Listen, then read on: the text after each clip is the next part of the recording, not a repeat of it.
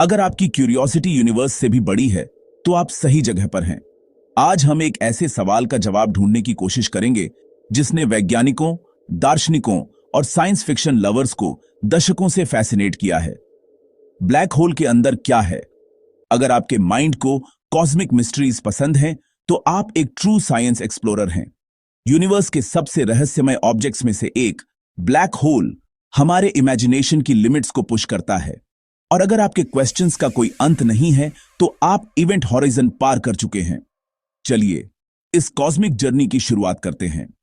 Imagine करो एक star इतना मैसिव कि वह अपने आप में कोलैप्स हो जाए, अपने सारे मैटर को एक इम्पॉसिबली टाइनी पॉइंट में निचोड़ दे।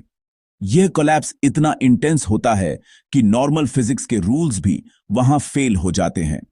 उसे ब्लैक होल कहते हैं, एक कॉस्मिक वैक्यूम क्लीनर जिसकी ग्रेविटी इतनी स्ट्रांग है कि लाइट भी एस्केप नहीं कर सकती।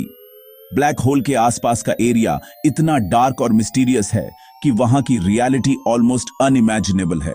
उस एज को इवेंट होराइजन कहते हैं। उसे पार करो और आप हमेशा के लिए चले गए। इवेंट होराइजन एक वन वे डोर है जहां से वापस आना नामुमकिन है। तो अंदर क्या है? क्या वहां सिर्फ डार्कनेस है या कुछ और भी छुपा है? हार्ट में एक सिंगुलैरिटी है, एक ऐसी जगह जहां फिजिक्स जैसा कि हम जानते हैं बस टूट जाती है। सिंगुलैरिटी में मैटर इन्फिनिट डेंसिटी में कंप्रेस्ड हो जाता है और स्पेस टाइम इटसेल्फ बेंड हो जाता है। आइंस्टाइन की थ्योरी कहती है कि सब कुछ इस एक पॉइंट में स्क्वॉश्ड हो जाता है जिसमें ग्रेविटी वाइल्ड हो जाती है। यहां तक कि टाइम भी वहां अलग बिहेव करता है। एक तरह से टाइम रुक जाता है। लेकिन क्वांटम फिजिक्स डिसएग्री करती है। यह इंसिस्ट करती है कि इंफॉर्मेशन ऐसे ही वैनिश नहीं हो सकती।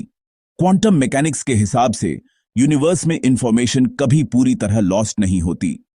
कुछ साइंटिस्ट सोचते हैं कि ब्लैक होल्स कॉस्मिक लाइब्रेरीज हो सकते हैं जो हॉकिंग रेडिएशन के रूप में धीरे धीरे इंफॉर्मेशन लीक कर रहे हैं।